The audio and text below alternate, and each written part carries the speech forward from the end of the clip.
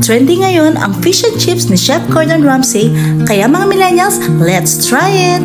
Hello everyone! For today's vlog, gagawa ako na napaka-trending ngayon na simple dish lang naman siya, pero affordable. Ang fish and chips. Pero hindi ko naman for sure makukuha yung kay Chef Gordon Ramsay kasi nga, lapo-lapo yung gagamitin niya and yung mga ingredients niya, syempre from other country niya pa nakuha.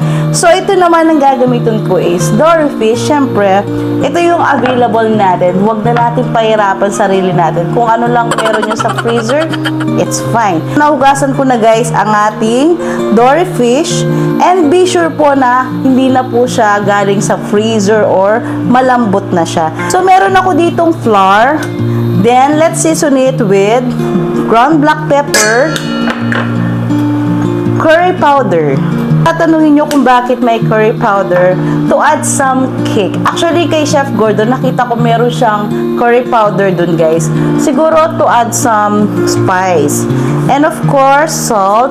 Siyempre, mix lang natin, guys. Kay Chef Gordon kasi, nakita ko, parang meron siyang beer dun. Pero ako, ang available ko dito, guys, is cooking wine. Yan. So, kung may cooking wine naman kayo, pwede rin siya, guys. Kung ano lang ang available nyo, huwag nyo nang pahirapan yung sarili nyo. Pwede na yun, guys. Then, i-whisk nyo lang siya. So, ito, guys, tinan nyo naman ang ating butter. Combination siya ng salt, pepper, cooking wine, curry powder, and of course, lagyan natin ng baking powder. So, ito guys ang ating butter. So, konti lang naman ang ginawa ko since 1 piece lang naman ang ating lulutuin. Then, of course, 1 piece of egg white. Egg white lang po yung kukunin natin dito guys. Medyo careful tayo kasi para hindi masama yung yellow. Ito guys, set aside na natin ng ating butter. So, i-whisk naman natin tong egg white. So, dito ko na ginawa sa maliit na bowl. Kasi, para mabilis since 1 piece lang naman tong gagawin ko. Yan, make it faster. Yan. Pang ano to guys? Pang fold ng ating butter. Yan. Whisk nyo lang ng whisk. Yung kay Chef Gordon kasi guys, talagang, alam niyo yung powerful talaga yung pagkawis niya ng egg white. Ako dahil kakagising ko lang, medyo lang to. Medyo, alam niyo yung galawan na babae. Medyo, ando pa rin yung, medyo hindi masyadong mabilis ang pag-mix. Okay, pero okay na to guys. Then, let's mix it sa ating butter. To fold our butter, syempre, yan. I-mix nyo lang guys yung ating butter. Millennials, it's my version, so hindi ko man makuha yung exact na gawa ni Chef Gordon, it's fine. Ang mahalaga, tinry ko yung fish and chips niya, syempre. So, let's separate our butter. Guys, kailangan din natin mag-separate ng flour para mas crispy yung ating fish. Season it with salt again. Ground black pepper. Lagyan natin ng konting sipa ang curry powder. Pero of course, choice nyo naman yung masusunod guys kung saan kayo masaya. Yun yung sundin nyo guys. Mga millennials, naaamoy ko na yung amoy ng curry powder. Okay. So, let's get started. So, pinainit ko na guys ang aking ulo. Hindi ulo Pinainit ko na tong cooking oil ko. Once na uminit na po mga millennials ang inyong oil, unti-unti nyo siyang hinain bago nyo ilagay yung fish. Para hindi naman siya ma-overpower or overcook. Usually kasi nangyayari doon, luto yung sa labas pero yung sa loob hindi siya luto. Pag mainit ng oil nyo, hinaan nyo na ang apoy or ang induction once na ready to fry na inyong fish. So, pwede naman tayo mag-try. Ito po yung ating flour. Siyempre, imimix natin ng flour sa ating fish. So, imimix muna natin ang ating fish. Nakikita nyo naman, guys. How wonderful! Wow!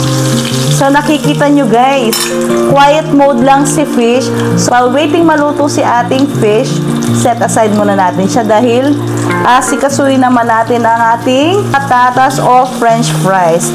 I have my homemade french fries guys.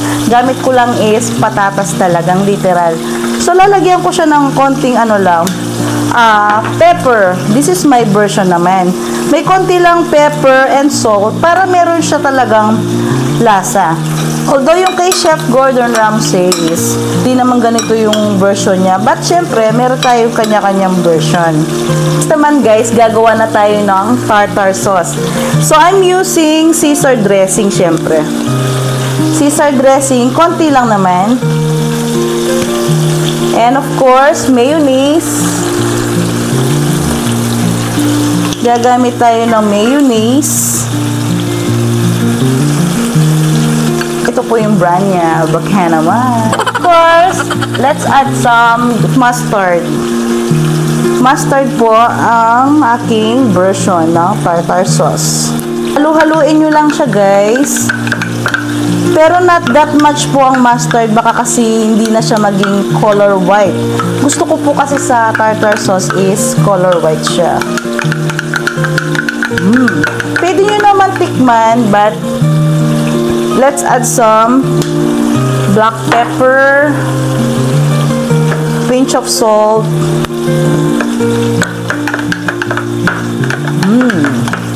Then, pwede nyo tikman guys, baka kasi mamaya. Sarap. So, squeeze natin guys ang lemon dito. But of course, konti lang guys. Huwag masyadong marami, baka mapaasim.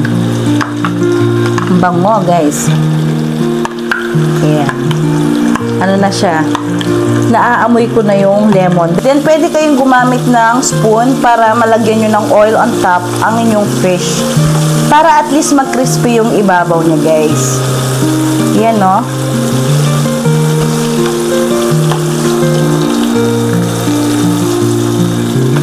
So, nabaliktad na natin guys ang ating fish. Naaamoy ko na guys. More on yung curry powder yung naaamoy ko dito guys since nilagyan ko siya ng curry powder. Bango. So, ito guys, pwede na natin hanguin ang ating fish. Since luto na to, huwag nyo masyadong i-overcook guys, baka kasi hindi nyo na ma-achieve yung luto na gusto nyo. And make sure meron kayong tissue para yung oil niya hindi siya masyadong malagyan. Then mga millennials, since kami lang naman kakain nito, pwede nyo nang iluto diretso dito ang inyong homemade fries. Para at least hindi naman masyadong maaksayado sa ating oil. Don't worry guys, it's fine. Huwag nyo na akong bash guys. Okay na to. Kalma lang tayo. Dahil 2025 na. So kung ano makakapagpasaya sa puso nyo, yun na lang sundin nyo. Siyempre while waiting maluto ang ating french fries, mag-cheers muna kami ni aking husband for our coffee. Diba? Cameraman ko po yan guys. And slash mother. Let's drink. Tingnan nyo naman. Tingnan nyo naman ang aming mug, o, diba? Sa'yo, wala. Tingnan nyo naman ang aking mug. Of course, Hazel Angles channel on my Facebook page. And of course, my YouTube channel, it's Hazel Angles. Like, subscribe, and follow. Since maninipis lang naman ang pagkat ko ng patatas, kaya mabilis na lang maluluto ito. So, ito guys, luto na ang ating french fries. Turn off ko na si induction. Pero lagay muna natin sa ating tissue ang fries. Tinikman ko na guys yung fries. Pwedeng-pwede na siya. Pwede rin naman kayong bumili ng mga ready-made na fries. But of course, syempre, Chef Gordon Ramsay po ang ating ginagaya. Kaya homemade po ang aking binlog, of course. Then, pwede na natin tanggalin ang tissue, guys. So, all you have to do, syempre, tanggalin nyo lang ang tissue. But, be careful. Baka malaglag. So, lalagay na natin ang ating tartar sauce. And of course, garnish natin with some lemon. Ay, kinikilig ako, guys. Kinikilig ako, guys. Finally. Simple fish and chips ala Chef Gordon Ramsay. Pero, syempre, iba na tong mga ingredients ko. Dahil, syempre, chef nasa ibang bansa siya. Ako nasa Philippines ako. Kaya, own version pa rin siya mangyayari. Picture. Alright mga millennials, hindi naman kompleto ang ating vlog kung hindi tayo magpo-food tasting, of course. So let's get started. Kumain. Dito natin simulan sa gitna. Wow. Dory fish ang gamit ko, guys, hindi lapu-lapu. Yung kay Chef Gordon kasi is lapu-lapu. Of course, pricey konti. In-slice ko siya sa gitna. Of course, kuha tayo ng tartar sauce. Wow, love it. Pwede na kayong hindi magkanin dito, guys, kasi meron ng french fries.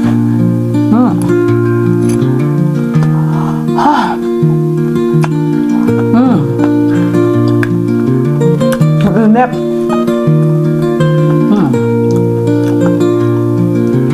Mainit. Pero lutong-luto yung sa loob, guys. Yun naman yung mahalaga doon, yung lutong-luto yung sa loob ng inyong fish. One more, syempre. Subuan ko muna yung si hubby ko, ha? Subuan ko muna yung hubby ko.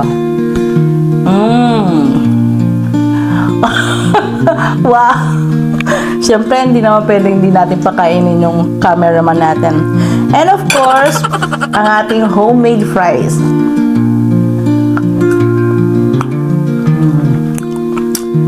Winner!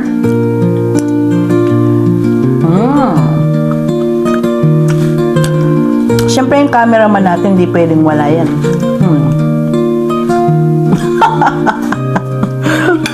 Again pa. One bite.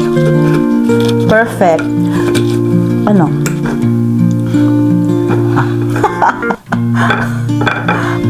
Hindi na kayang pigilan ng cameraman natin hindi mapakain dito sa ating fish and chips ala Chef Gordon Ramsay, pero version of Hazel Angles. So, dip na natin again.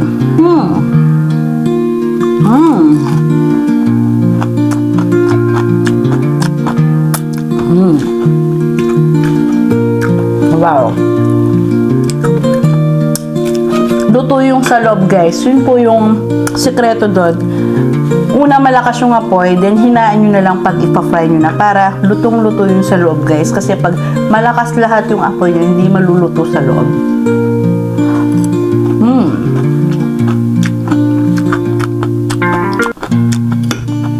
Grabe. Wow. Love it. Hindi naman pwede hindi tayo iinom ng coffee, guys. Cheers! Anyway, thank you for watching my videos. Please don't forget to like, follow, or share this video on my Facebook page. It's Hazel Angles channel. And to my YouTube channel as well. It's Hazel Angles. Like and subscribe and share. And always remember, life is beautiful. Love, love, love!